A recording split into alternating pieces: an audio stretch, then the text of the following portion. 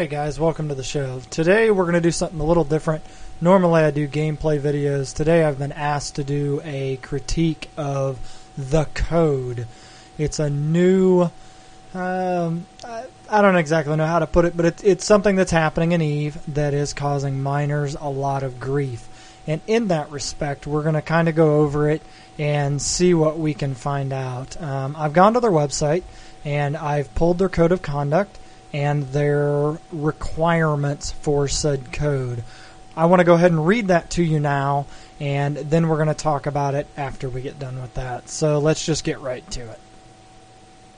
The new Halima Code of Conduct. Although profit is the primary motive of my new business, I strongly believe that corporations should also seek to make a positive contribution to the community. I would like to think that I do well by doing good. I realize that there is already a EULA in place that governs player conduct, but in my encounters with high-sec miners, I often find myself wishing that the miners were of a higher caliber. In my view, many of the miners could become higher quality EVE players and generally better people if they were simply held to a higher standard. The new Halima Code of Conduct provides that standard. Consider that I cannot bump all miners simultaneously. Since many miners will not have purchased their indulgences, I will usually have more than one miner whom I could choose to bump. So, how should I prioritize? Again, the code provides the answer. Those who consistently violate the code will be at increased risk of bumping. Moreover, to ensure the New Order community lives up to my expectations, those who already have purchased indulgences may forfeit their place of honor if they violate the code. The new Halima Code of Conduct is the product of a truly democratic process. It was written by the entire community. As Supreme Protector of Halima and Savior and HiSec, I represent all of the individual members of the community and acted as a proxy when drafting the code. The code is also a social compact. This means that everyone who enters New Order territory is deemed to have agreed to its terms. Since the code is a living, breathing document, it is not possible to fully enumerate all of the rules, but here are some examples of the rules to help everyone get a sense of its spirit. 1. Mining indulgences may be purchased for 10 million ISK per character and are good for 1 year subject to forfeiture. 2. Miners should strive not only to avoid botting, but to avoid even the appearance of botting. 3. Bot aspirant behavior is not permitted. 4. No AFK mining is allowed. All miners are expected to remain at their keyboards at all times and are required to prove their presence by responding in local when requested by the Supreme Protector or one of its agents. 5. New Order territory is a safe space for suicide gankers. Miners are required to put aside their prejudices and treat the gankers with respect. 6. Upon being suicide ganked, a miner should congratulate the ganker on his success. A good fight or GFN local is customary. 7. No excessive mining.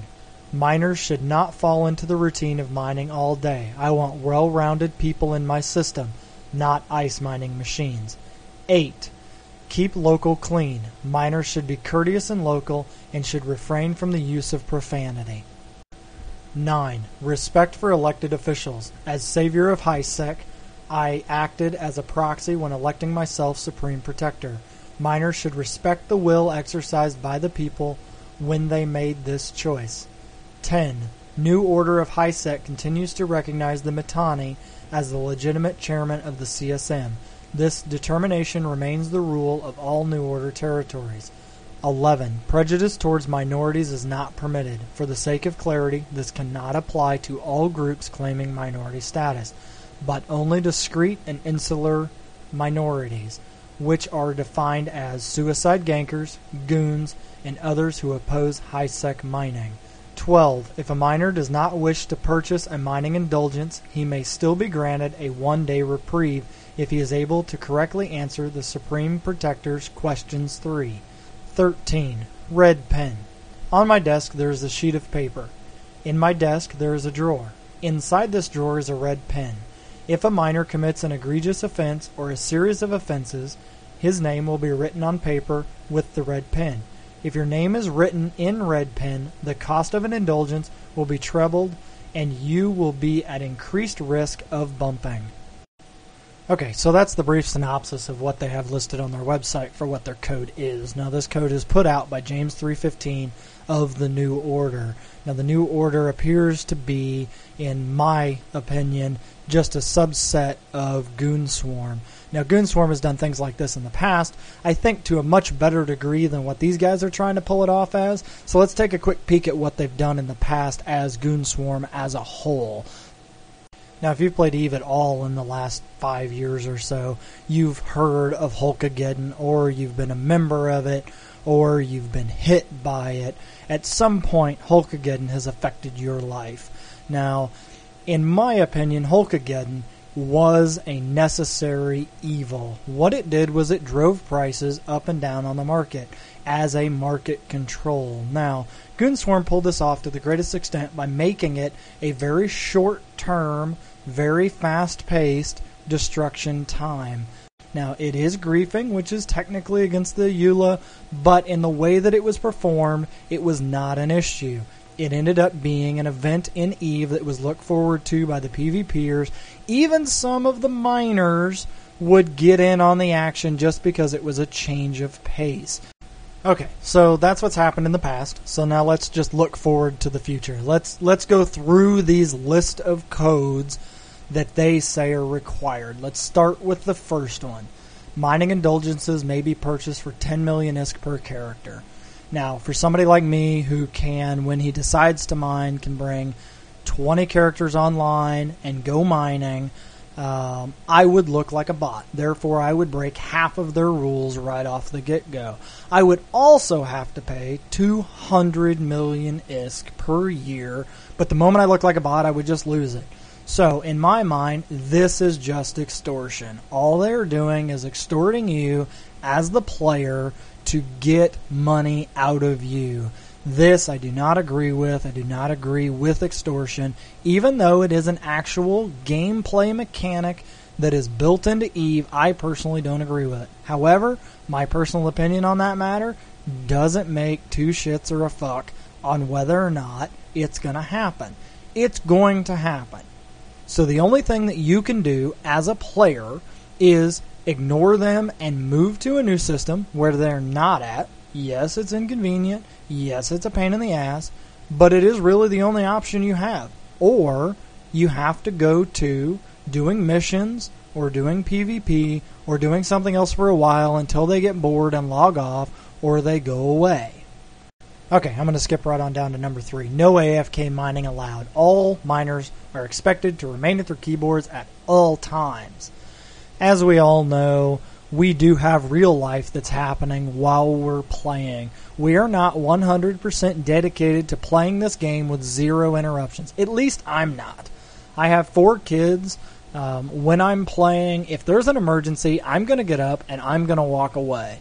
Does this mean that I am AFK? Yes, actually it does. It means that I'm AFK. I'm probably not going to be AFK for more than 2 or 3 minutes. I don't see it as a problem. As far as I'm aware, CCP does not see it as a problem.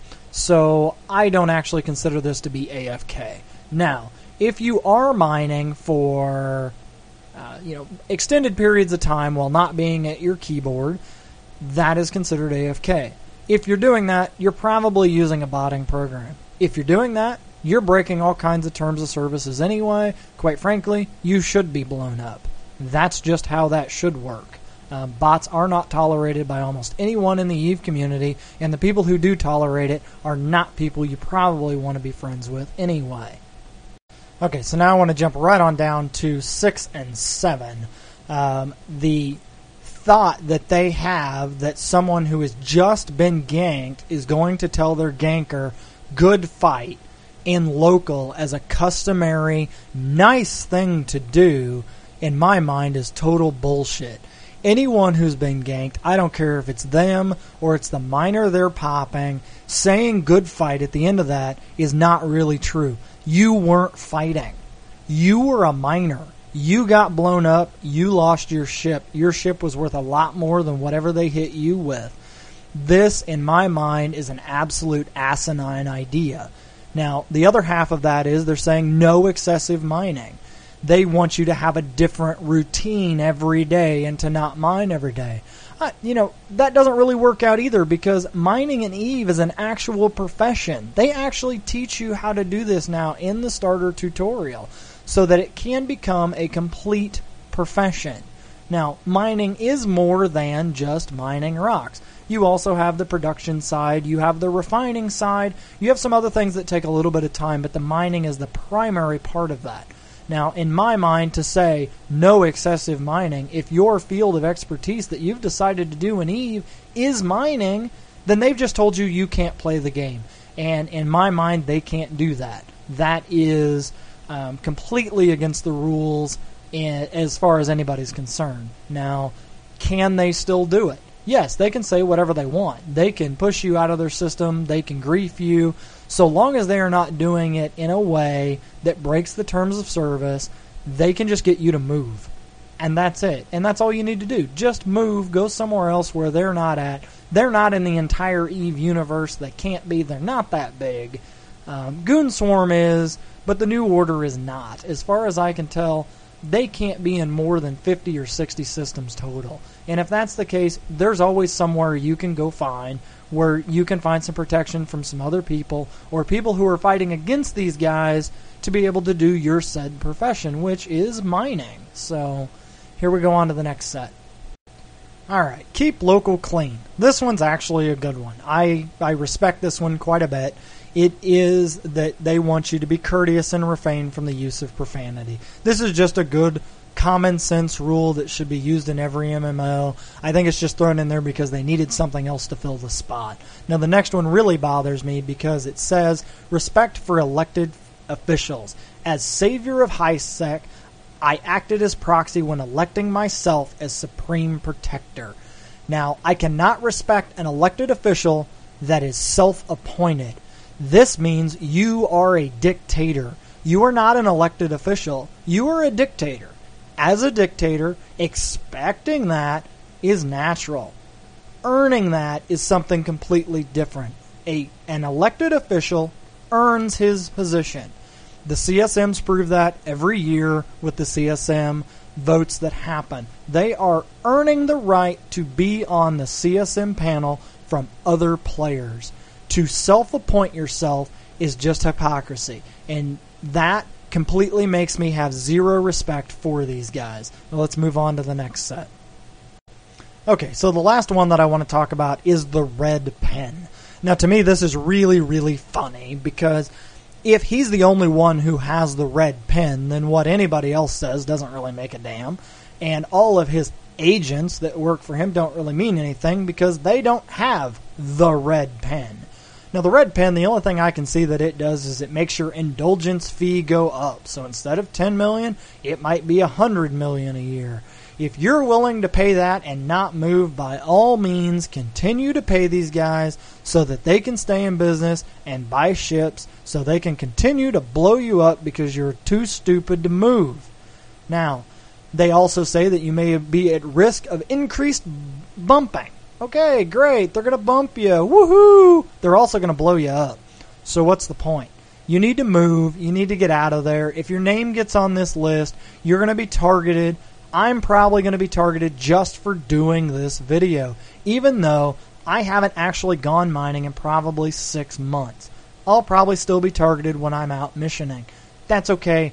I don't really care. This is just an informative video that's going over their basic rules, and if they don't like it, quite frankly, fuck them. I don't really care. Okay, now all playing aside, we've gone over the rules, we've read their rules, we know what they are now. I've asserted some opinions already about how I think these rules should be interpreted and what you should do as a miner. Now, this is one of those things where it is a personal opinion. I don't think that they are pulling it off near as well as Goon Swarm could have or should have by continuing Hulkageddon. I'm not a strong proponent for it. I've never participated. I have been blown up, so I have been an unwilling participant in playing in that realm.